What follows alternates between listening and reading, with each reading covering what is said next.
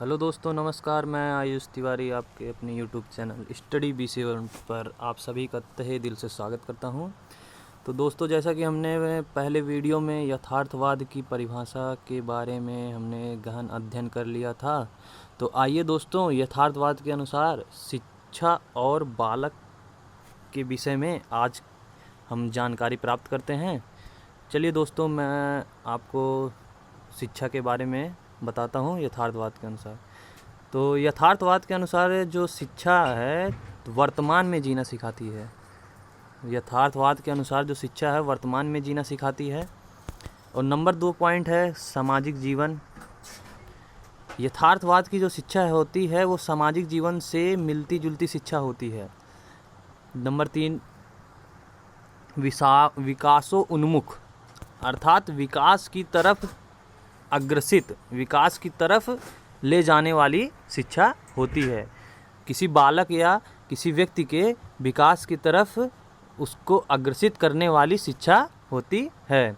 Number 4 यथार्थवाद के साथ जीवन जीना। यथार्थवाद अर्थात हमने ये बताया था ना दोस्तों कि यथार्थ का अर्थ क्या होता है? सत्य, अर्थात सत्य के साथ जीवन जीना। नंबर 5 व्यक्ति को उनकी शक्तियों से परिचित कराना। अर्थात दोस्तों इसका अर्थ ये हुआ कि व्यक्ति के अंदर जो ज्ञान प्राप्त करने की शक्ति है उसको जागृत करना और उसके विषय में व्यक्ति को भली भांति परिचित कराना। तो दोस्तों अब नेक्स्ट देखते हैं यथार्थवाद के अनुसार बालक। तो यथार्थवाद के अनुसार बालक देखते हैं तो इसमें जॉन लॉक महोदय ने कहा था कि जो बालक होता है वो कोरी स्लेट के समान होता है ना दोस्तों। जो बालक होता है वो कोरी स्लेट के समान होता है। उसको जिस प्रकार से एक कोरे कागज़ पे जो कुछ लिखेंगे वही रहेगा, ठीक उसी प्रकार से बालक को जिस वातावरण या जिस माहौल में ढाला जाएगा, जिसका अध्ययन कराया जाएगा, वह वही ग्रहण करेगा। नंबर 2 जिज्ञासु। बालक की प्रवृत्ति जिज्ञासु होती है। जैसे कि बालक की 3 अवस्थाएं होती हैं ना, तो 3 क्या, हम 4 अवस्था देख लेते हैं। शैशवावस्था, बाल्यावस्था, किशोरावस्था और उसके बाद जो होती है 18 साल के बाद जो शुरू होती है उसको बोलते हैं प्रौढ़ावस्था। तो उसके विषय में हम देखते हैं तो प्राप्त होता है कि जो बालक की प्रवृत्ति होती है तो जिज्ञासु प्रवृत्ति की होती है। जिज्ञासु अर्थात किसी को कोई भी चीज़ रहेगी, कोई भी वस्तु देखेगा तो उसके विषय में जानने की इच्छा उत्पन्न करता है। करके सीखना, बालक में करके सीखने की प्रवृत्ति होती है। इंद्रजनित ज्ञान अर्जित करना, अपने द्वारा अर्थात जो अपने इंद्रियों के द्वारा ज्ञान को अर्जित करता है उसे इंद्रजनित ज्ञान अर्जित करते हैं। नंबर 5 समाज का कम परिपक्व सदस्य होना। समाज का कम परिपक्व सदस्य होना।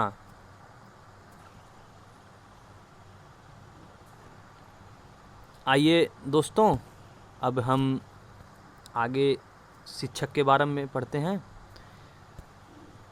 तो यथार्थवाद के अनुसार शिक्षक जो होता है यथार्थवादी होना चाहिए। सत्य हो, अपने कर्तव्य के लिए हमेशा तत्पर हो, इंद्रजनित ज्ञान में विश्वास रखता हो, अपने द्वारा जो अध्ययन कराए, छात्रों को जो परिचय कराए वो इंद्रजनित हो, प्रयोग में विश्वास रखता हो, अर्थात करके सीखने की भावना को प्रवृत्त करता हो, अनुभव में विश्वास रखता हो, अपने जो अनुभवों अर्थात पूर्व ज्ञान का जो अध्ययन उसने पूर्व में किया है उस पर उसका विश्वास रहना चाहिए तथा उसके अनुसार वो शिक्षा बालक को प्रदान करना चाहिए। अपने बालकों को प्रयोगवादी बनाता है। प्रयोगवादी अर्थात करके सीखने की भावना उत्पन्न करता है। बालकों की रुचियों के अनुसार शिक्षण, उनके बालक जैसे दोस्तों इसको अगर हम देखेंगे तो इसके बारे में देखते हैं तो प्राप्त होता है कि जब अगर यदि बालक की रुचि नहीं है तो वह अध्ययन के क्षेत्र में उसका मन नहीं लगेगा। अर्थात शिक्षक का यह कार्य होता है कि बालक की रुचि के विषय में भली भांति परिचित कर होके, भली भांति जान के तत्पश्चात अध्ययन, अध्यापन या पठन पाठन का कार्य प्रारंभ करे। रुचि न होने पर छात्रों में रुचि उत्पन्न करना, अर्थात अगर यदि छात्र के अंदर रुचि नहीं है विषय को लेकर, तो अध्यापक या शिक्षक का क्या कार्य होता है कि उस बालक के अंदर रुचि को उत्पन्न करना। ठीक ना दोस्तों। अब आइए यथार्थवाद के अनुसार शिक्षा के उद्देश्य देख लेते हैं।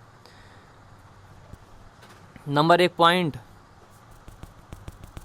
यथार्थ का ज्ञान कराती है, अर्थात सत्य का ज्ञान कराती है। इंद्रिय प्रशिक्षण, अर्थात कौन सी इंद्रिय किस काम है या किस कार्य के लिए प्रयोग में लाई जाती है, इसका ज्ञान कराती है। विकासोन्मुख शिक्षा, अच्छा अर्थात लक्ष्य की प्राप्ति के लिए शिक्षा।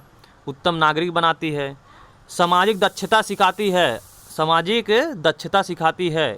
दक्षता मतलब क्षमता। ठीक ना दोस्तों। तो दोस्तों इसी के साथ हम अपनी वाणी को विराम देते हैं। आशा करता हूँ आप सभी को यथार्थवाद के विषय में भली भांति ज्ञान प्राप्त हो गया होगा। तो दोस्तों इसी के साथ मिलते हैं नेक्स्ट वीडियो में। अगर वीडियो अच्छा लगा हो तो मेरे चैनल को सब्सक्राइब कीजिए, लाइक कीजिए, कमेंट करिए और शेयर ज़रूर करिएगा। इसी के साथ मैं अपने वाणी को विराम देता हूँ। धन्यवाद दोस्तों।